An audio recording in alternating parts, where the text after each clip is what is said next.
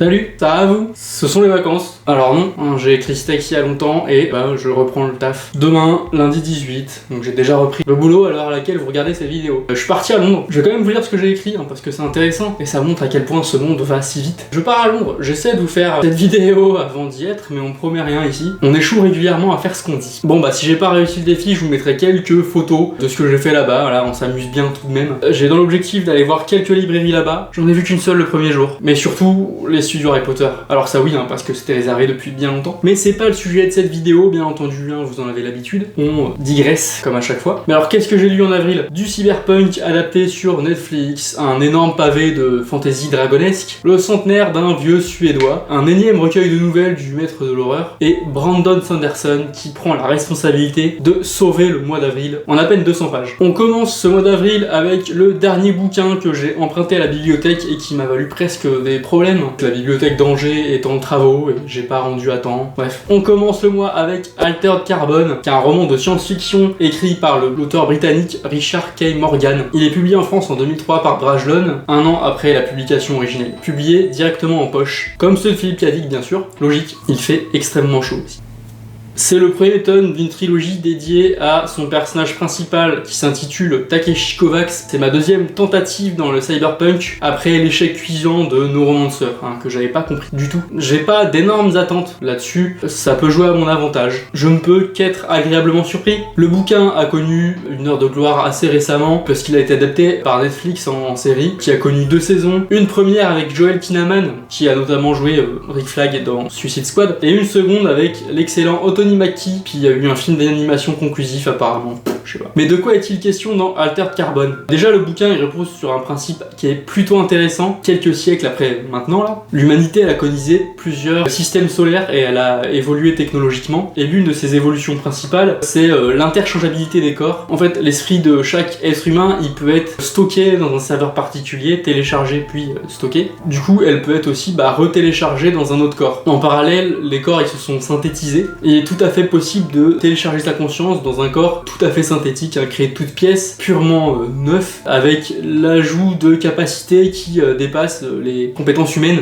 Donc dans ce contexte très fort et très riche et très détaillé, on va suivre le personnage de Takeshi Kovacs. C'est un ancien militaire et le roman il s'ouvre avec la mort de Takeshi et de sa partenaire Sarah. Les deux ils sont tués au cours d'une opération de police qui est contre eux, bien sûr. Takeshi il est condamné à une longue peine de stockage, donc c'est une prison sur des centaines d'années. Il est réveillé spécialement pour une mission, c'est résoudre le meurtre du milliardaire Lawrence Bancroft, alors que l'enquête de police a conclu un suicide. Et l'enquête elle va être rocambolesque, tu t'en doutes bien. Et alors qu'est-ce que j'ai pensé de l'Altered Carbon? J'ai généralement passé un bon moment, sans pour autant être totalement convaincu par ce que je lisais. Commençons par le positif déjà. Le contexte est chambé, c'est étoffé et c'est crédible. Le principe des corps et des esprits interchangeables, je trouve ça vraiment cool, et c'est plutôt bien exploité dans le roman. Même si le principe d'immortalité qui en découle, il est un peu abusé, je trouve. Tu perds ton enveloppe en mourant d'une quelconque manière, c'est pas grave parce que ton esprit il est téléchargé ailleurs et du coup tu pourras avoir un nouveau corps. C'est un peu facile je trouve. Du coup les morts elles ont beaucoup moins de poids, on est un peu dans un jeu vidéo avec des vies infinies, à chaque fois tu meurs, tu reviens à ton point de sauvegarde, tu recommences. C'est trop facile. L'enquête elle est cool, c'est rondement mené, on accumule les fausses pistes sans vraiment que ça soit frustrant. Bon par contre,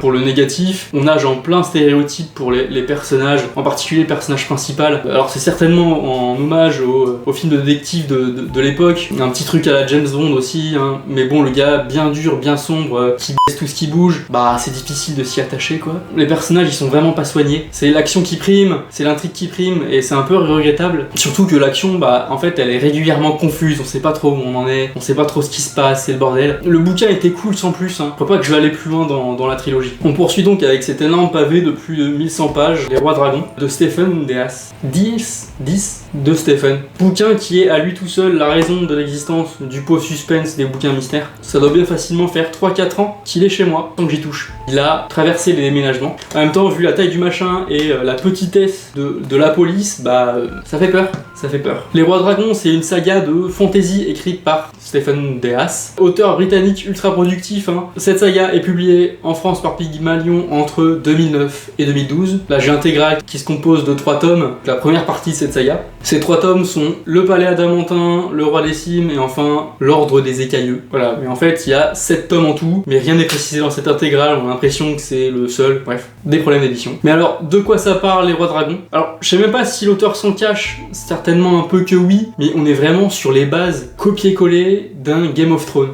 Et pas uniquement les bases, hein.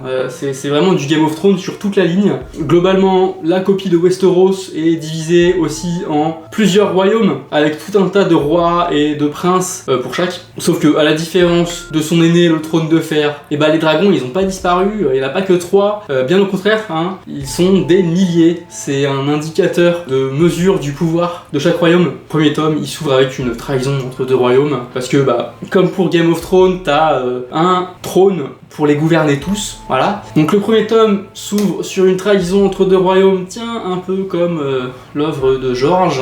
S'ensuit complot et intrigue pour le contrôle du trône global. En parallèle, t'auras un dragon un peu spécial qui arrive à s'échapper de la poigne des hommes et qui va fomenter une rébellion. Ah, et aussi, à l'image d'une autre saga de fantasy déjà bien assez mentionnée, on enchaîne les points de vue de plein de personnages différents qui vont être un peu partout. Voilà, t'as compris où je voulais en venir. Et alors, qu'est-ce que j'ai pensé des Rois Dragons? Je pense qu'on a tous deviné que ça avait pas vraiment chopé. Hein, on est face à une copie pas franchement réussie de Game of Thrones. Saga que j'aime bien, mais je trouve qu'il y a ses gros défauts aussi. Le défaut principal étant de ne pas être fini. Mais ça, bof. Alors on prend les mêmes et on recommence dans cette saga. On change les noms pour faire genre, mais on garde les personnalités, on garde les trahisons à tout bout de champ, on garde les personnages principaux qui meurent sans arrêt, on garde aussi le sexe gratuit parce que on est subversif et que de toute façon, bah, c'est ce que les gens veulent lire et ça fait vendre. La preuve c'est que ça a marché sur Game of Thrones, c'est ce que dit l'auteur je pense. Hein. C'est trop long pour ce que ça veut raconter et Stéphane Deas il te met du mystère, il te met des révélations supposées fracassantes sur le passé, mais c'est un peu trop fade pour être intriguant et ça perd trop de temps. Et puis globalement, bah il y aura plus personne pour résoudre tout ça parce que Stéphane il tue littéralement tout le monde dans les 3 tomes. C'est pas mauvais non plus, hein. C'est juste réchauffé, on a déjà lu ça et du coup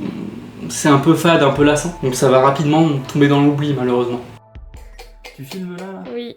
Tu m'as vu tricher dans le Non. Le pot mystère a choisi, c'est donc Le vieux qui ne voulait pas fêter son anniversaire. C'est un roman qui est écrit par l'auteur suédois Jonas Jonasson. Littéralement Jonas, fils de Jonas. C'est marrant, je trouve. Je trouve que c'est marrant, voilà. Donc Jonas, fils de Jonas, a débuté sa carrière en tant que journaliste, métier dans lequel il a eu du succès puisqu'il a été jusqu'à créer sa société de médias, qui a fait de lui un homme riche. Sauf qu'après 2 burn-out consécutifs en 2003, il lâche tout, il vend sa compagnie et il se lance dans le métier d'auteur. Le vieux qui ne voulait pas fêter son anniversaire, c'est son premier roman publié et c'est publié en 2009 en Suède. Il arrive en France en 2011, publié par les presses de la cité. C'est un énorme succès de librairie avec plus de 3 millions de tomes vendus en 3 ans. S'en suivent des romans au titre toujours plus absurde et farfelu, l'analphabète qui savait compter en 2013, l'assassin qui rêvait d'une place au paradis en 2016, etc. Jonas, fils de Jonas, a su trouver le filon du succès. Et alors qu'est-ce que raconte le vieux qui ne voulait pas fêter son anniversaire? Donc on suit le personnage d'Alan Carlson, qui est pensionnaire d'une maison de retraite dans une petite ville quelconque de la Suède. Et aujourd'hui c'est son 100e anniversaire, et il y a une petite fête qui se prépare pour lui au sein de l'EHPAD. Sauf qu'il a pas envie, alors il ouvre la fenêtre et puis il se tire. Voilà, il se barre. Il sait pas trop où aller, mais il veut se barrer d'un coup, là, comme ça, là. Et donc il va à la gare routière, et à la gare routière il demande un billet pour le prochain bus, hein, celui qui arrive bientôt, peu importe où celui-ci va. Et dans la gare, il va aussi croiser un gars, un jeune membre d'un gang de motards, qui lui confie une valise, hein, le temps que celui-ci aille aux toilettes. Sauf que Alan, il entend pas de cette oreille, et il se barre avec la valise, qui contient 500 000 couronnes suédoises, donc 50 000 €, et va débuter une série d'aventures et de rencontres très colorées et absurdes qu'Alan va faire, tout en explorant son passé, un chapitre après chapitre, les 100 ans de sa vie, tout ce qui l'a conduit à voler cette valise de billets. Et alors, qu'est-ce qu'on a pensé du vieux qui ne voulait pas fêter son anniversaire?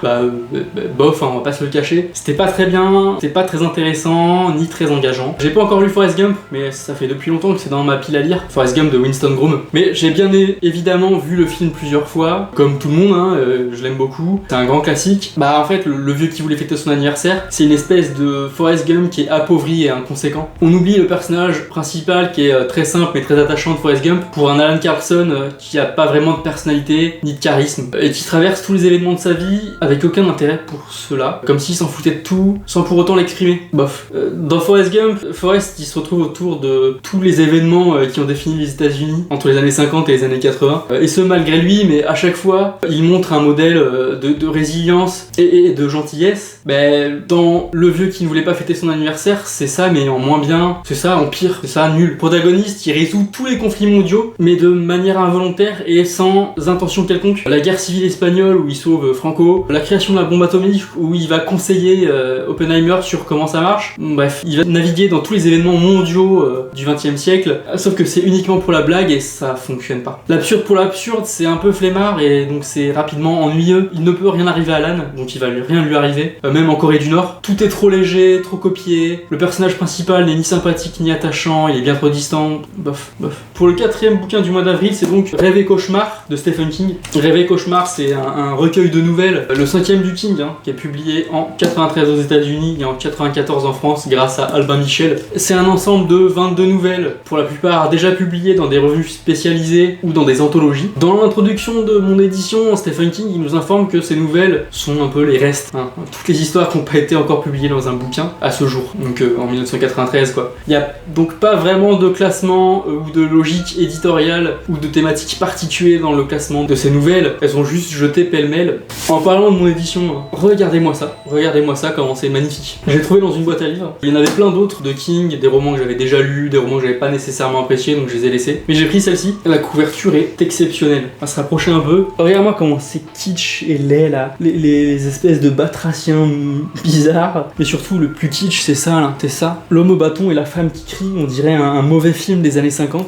c'est un délire. Et on aborde quoi dans Rêve et Cauchemar? Je vais pas te faire l'affront de te résumer toutes les nouvelles, on ronfle, il y en a beaucoup, on couvre tout un tas de sujets, du thriller de vengeance à l'anticipation post-apocalyptique, le tout avec un soupçon d'horreur tout le temps partout, tu connais les Stephen King. Il y a de la nouvelle comico-dramatique, il y a de la fiction de Sherlock Holmes. Voilà, Stephen King, il ouvre tous ses tiroirs, il vide tout à la recherche de la moindre nouvelle qui est un peu aboutie, qui peut être publiée ou publiable. On a de tout. Mais qu'ai-je donc pu bien penser de Rêve et Cauchemar? Est-ce que c'est une présence assurée dans mon top 25 ou une disparition complète des radars? Bah plutôt la deuxième option, la disparition complète. On est sur le fond des tiroirs, ça se sent parfois, ça se sent souvent, c'est très fourre-tout. Certaines nouvelles sont vraiment très bonnes, attention. Le grand bazar final qui nous raconte une solution miracle contre la violence entre hommes et qui finit par mettre fin à l'humanité en la rendant complètement stupide. On aura aussi Laissez venir à moi les petits enfants, dans lequel une institutrice remarque le comportement très bizarre de ses élèves et elle va décider de prendre des mesures radicales pour lutter contre ça.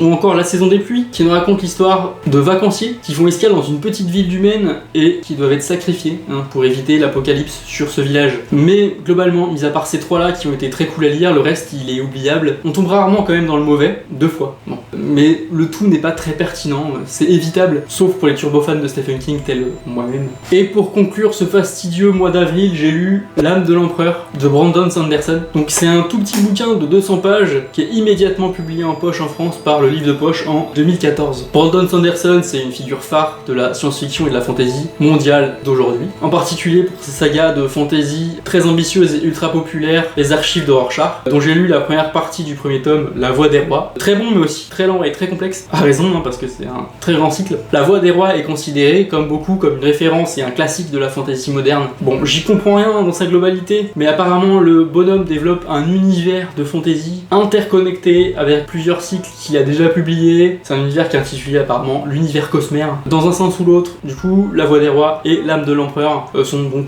connectés. Il écrit aussi de la science-fiction, notamment à travers sa série Skyward, dont j'ai le premier tome ici, que j'ai pas encore lu, mais qui a l'air extrêmement apprécié, puisqu'il obtient la note de 4,47 sur 5 sur Goodreads, pour plus de 150 000 notes, donc j'ai hâte de découvrir ça, même si je mets de la méfiance sur les notes Goodreads, beaucoup de méfiance. Mais là n'est pas la question, L'âme de l'empereur, de quoi ça parle? Bien que le roman fasse partie d'un univers étendu, je n'ai pas besoin d'avoir lu quoi que ce soit pour le comprendre, et ça c'est cool, ça m'arrange beaucoup, étant donné surtout l'habitude de Brandon Sanderson de publier des énormes pavés. Dans ce roman très court, on va suivre le personnage de Wan Shailu, qui est une magicienne qui est spécialisée dans la création d'objets. Elle est capturée alors qu'elle est en train de voler un tableau de grand maître chez l'empereur, pour le remplacer par un faux de son cru. Elle va être condamnée à mort, mais elle va gagner un sursis de quelques jours. L'empereur, il s'est fait agresser très récemment, ses médecins ont réussi à sauver son corps, mais il est catatonique. Wan Shailu, elle va donc être engagée par la cour de l'empereur pour recréer l'âme de l'empereur et la faire réintégrer son corps pour conserver la stabilité de l'empire. Elle aura 100 jours pour parfaitement connaître les coins et les recoins de la personnalité de l'empereur pour pouvoir recréer son âme et voir sa vie sauve à lui et à elle. Et alors qu'est-ce que j'en ai pensé? Et il est là, le roman qui sauve le mois d'avril. Il aura fallu que 200 pages.